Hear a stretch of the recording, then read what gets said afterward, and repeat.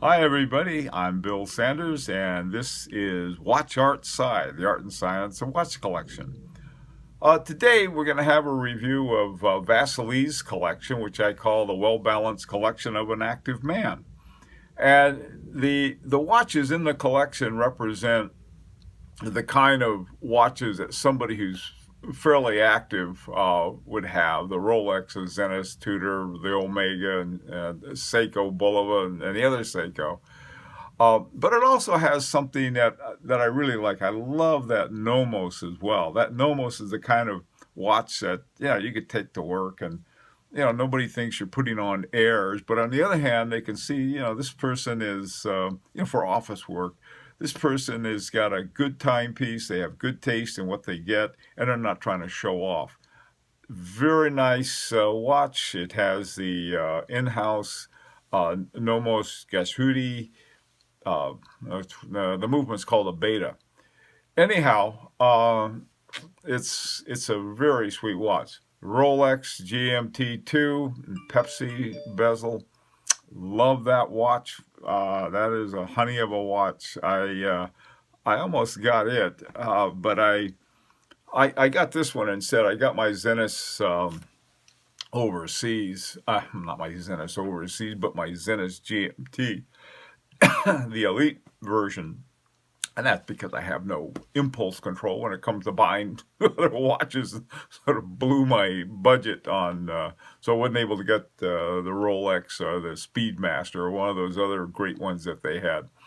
Okay, the Zenith that Vasily's has is really a very interesting one. It has a cushion shape to it, which I like very much. It's the kind of watch, if I had a watch like that, this is the kind of thing I'd like to take to informal parties with friends and stuff. And it's a great conversation piece. I just think that's the coolest looking watch. The Tudor, part of the Tudor Black Bay Heritage line. This one has both the bracelet and the I don't know if that's a NATO strap or just a regular leather strap, but it's one of the two. Great watch, a very good one. Now, the next one is the Omega Speedmaster. My God, what a great watch! That's another great watch. Is that there's he's got this wonderful collection of one after another. Um, the Seiko with the orange face is a chronometer, and I really like the partial colors and then the big blue around the bezel on that one. The Bulova is a Accutron. It's called a snorkel, and it's a type of diver's watch. Snorkel indicates it's not going very far down, though. Anyway, uh, I years ago I had an Accutron and I loved my Accutron. Anyhow, that's also part of the collection, and the Seiko, the other Seiko. Man, I tell you, it's really a neat collection. Now, like I said, it's well balanced in the sense that here you have all these active watches, but then you got one that you might want to wear to work every day, and then you have the Cartier for date night.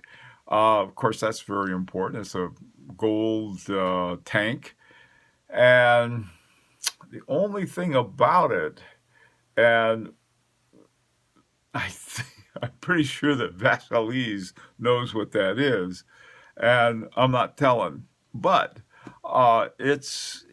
it's nice to wear on, when you're going out with your girlfriend, or wife, or whomever, and for a more formal affair. But I think this is one time that I'd probably have to say, okay, now look, now let's take a look at these watches as a whole. Um, the on the rankings, these fall into one, two, and three. Okay, the Nomos, for God knows why they put that in one. The Nomos doesn't belong in a one category; belongs in a three category. Same thing with the two Seikos. They both belong, at least these particular ones, up. They needed to be upgraded to a three. So you really have a collection. The Cartier is also a three. Um, what I would recommend, okay, so you want to put the Cartier aside for now, okay, and take a look at some level 4 watches. I would recommend the Ulysse Nardin.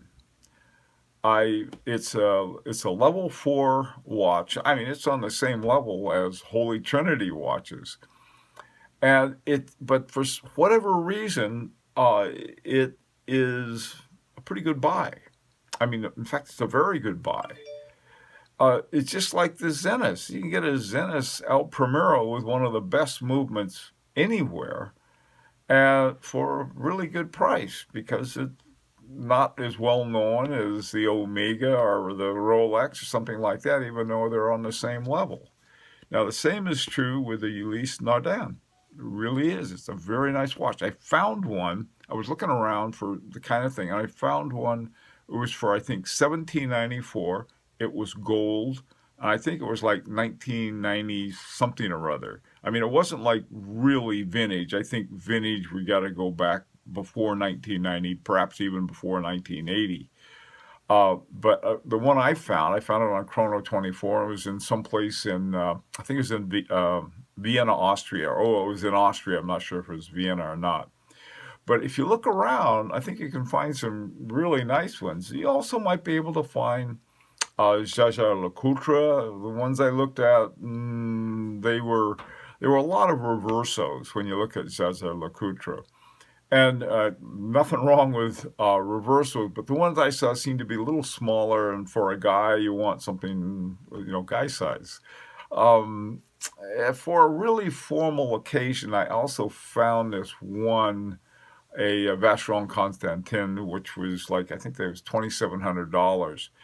That was a nice one, and it would be great on a formal occasion, but I think, and looking at these watches, I'm not sure where your comfort level is. As you know me, I hope you have more sense than I do in terms of comfort levels. But anyhow, this is a neat collection that Vasilise has, and I think it's really great. The only thing I'd say, you want to try the next level, see what's up there. Look around. I mean, I think you'll find it be very happy. Okay, that's it, Vasily. I think you got a wonderful collection. I think you have very good taste. Nice selections that you made. And for the rest of you, if you got any ideas or suggestions for Vasily's, be sure to put them in the comments. And also, this is an invitation, if you'd like, to subscribe. Okay, that's all. See you next Friday. Bill Sanders, WatchArtSci.